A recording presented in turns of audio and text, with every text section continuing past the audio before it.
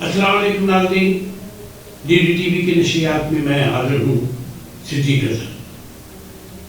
ناظرین، آج کا میرا موضوع یہ ہے کہ کس طرح عوامی زندگی کی بات کرنے والے لوگ، عوامی شاعر ایلیٹ کے قبضے میں چلے جاتے ہیں اور کس طرح عوام سے انہیں دور کر دیا جاتا ہے۔ اس کی ایک بہت بڑی مثال اس سال کا فیض میلہ تھا۔ فیض میلہ عموماً فیض امن میلے کے حوالے سے اس کا آغاز کیا گیا تھا۔ اس میں فیض صاحب کی وہ غزلیں، وہ نظمیں سنائی جاتی تھی جن میں پاکستان کے محنت کشوں کی بات ہوتی تھی،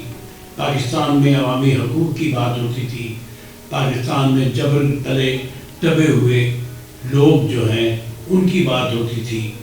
ان کی بات ہوتی تھی جن کی آواز سننے والا کوئی نہیں، ان کی آواز ہوتی تھی جن کے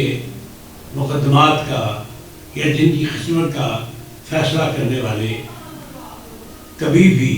ان کے حق میں فیصلہ نہیں کرتے تھے۔ ان کی شاعری میں یہ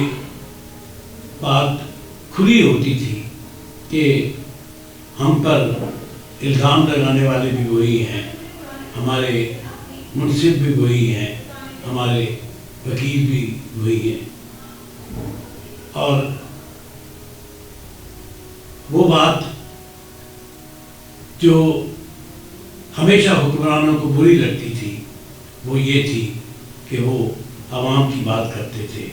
محنت کشوں کی بات کرتے تھے۔ لیکن جو ہی فیض صاحب کا انتقال ہوا،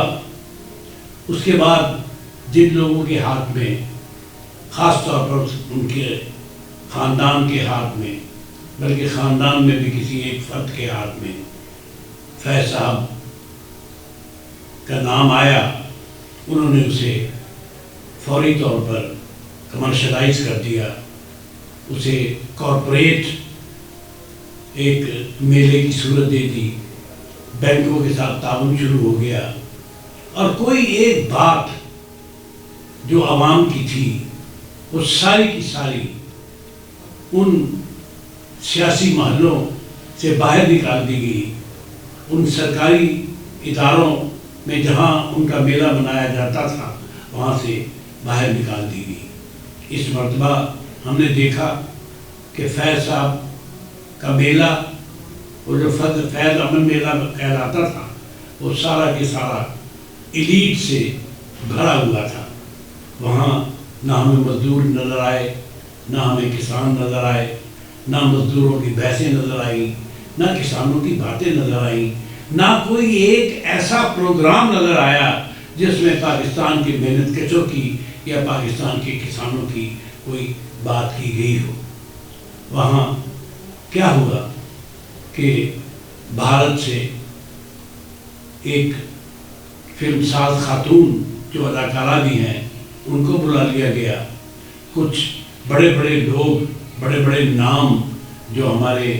ملک کے ہیں ان کو بلایا گیا، ان کے مشاعرے ہوئے، ٹکٹیں بانٹی گئیں، اور مشاعروں میں بھی وہ لوگ شریک ہوئے جن لوگوں کا تعلق کبھی بھی نہ پاکستان کی جمہوری زندگی سے رہا ہے، نہ پاکستان کے عوام کی جمہوری جدوجہد کے ساتھ رہا ہے۔ وہ لوگ بلائے گئے اور سارے کا سارا منظر جو تھا وہ ایک کارپوریٹ فیئر، ایک فن فیئر، ایک کارپوریٹ فیئر، یعنی اتنا بڑا آدمی، وہ آدمی جس کا نام کبھی پبلو نرودا کے ساتھ لیا جاتا تھا، کبھی فلسطین کے محمود درویش کے ساتھ لیا جاتا تھا، کبھی چلی کے پبلو نرودا کے ساتھ لیا جاتا تھا، اس بندے کا ذکر جو ہے وہ ایلیٹ کے ہاتھوں میں چلا گیا اور وہ ایک کارپوریٹ میلے کی شکل، ایک فن فیئر کی شکل اختیار کر گیا۔ فیض صاحب کے ساتھ یہ ہوا، لیکن چند روز پہلے ایک جالب میلہ بھی ہوا۔ اس جالب میلے میں لوگوں نے دیکھا کہ لوگ اپنی بات کر رہے ہیں، محنت کشوں کی بات کر رہے ہیں، کسانوں کی بات کر رہے ہیں، جمہوریت کی بات کر رہے ہیں، ملک میں آزادی اظہار کی بات کر رہے ہیں، لیکن یہاں جو ہو رہا ہے، اور شاید اگلے سال تو ایسا ہوگا کہ جو ملٹی نیشنل کارپوریشنز ہیں جو پاکستان میں چلتی ہوئی، وہ فیض صاحب کو اون کر لیں گی،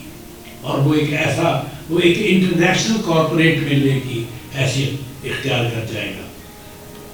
ناظرین، یہ تمام منظر دیکھ کر فیض صاحب کی روح کیا سوچتی ہوگی؟ فیض صاحب اور وہ لوگ جو فیض صاحب کو امن کا پیغامبر، پاکستان کے محنت کشوں کا، جو یہ کہتے تھے کہ اور بھی دکھ ہے زمانے میں محبت کے سوا، راحتیں اور بھی ہیں وصل کی راحت کے سوا، مجھ سے پہلی سی محبت میرے محبوب نمان، وہ جو کہتے تھے کہ ربا میرا قصور دس، کسانوں کی طرف سے جو بات کرتے تھے ان کو آج کون لوگ اٹھا کے لے گئے، کس طرح لے گئے؟ صرف اس لیے کہ وراثت منتقل ہوئی۔ انہیں فیض صاحب کی جدوجہد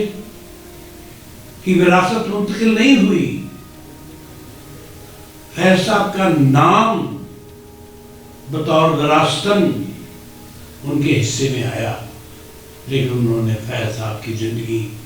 اور فیض صاحب کے سارے کام کو تباہ و برباد کر کے رکھ دیا۔ اگر ایسا ہوتا رہا، میں ڈرتا ہوں کہ کہیں جالب کے ساتھ ایسا نہ ہو، لیکن جالب کے ساتھ ایسا نہیں ہوگا، اس لیے کہ جالب نے اپنی زندگی میں لاکھوں، ہزاروں اور لاکھوں کسانوں کے مجمع میں کھڑے ہو کر عوام کی بات کی تھی۔ فیض صاحب تو جلسوں میں نہیں جاتے تھے، فیض صاحب تو بڑی منتخب محفلوں میں رہتے تھے، منتخب محفلوں میں بات کرتے تھے، لیکن بات جو ہے وہ عوامی حقوق کی کرتے تھے۔ لیکن حبیب جالب نے تو مال روڈ پر اپنے سر پر لاٹھیاں بھی کھائی ہیں۔ کوئی مقابلہ اب ایسا نظر آتا ہے کہ اگر یہی سلسلہ چلتا رہا تو پاکستان کے عوام کے لیے فیض اجنبی ہو جائیں گے اور جالب ہمیشہ زندہ رہے۔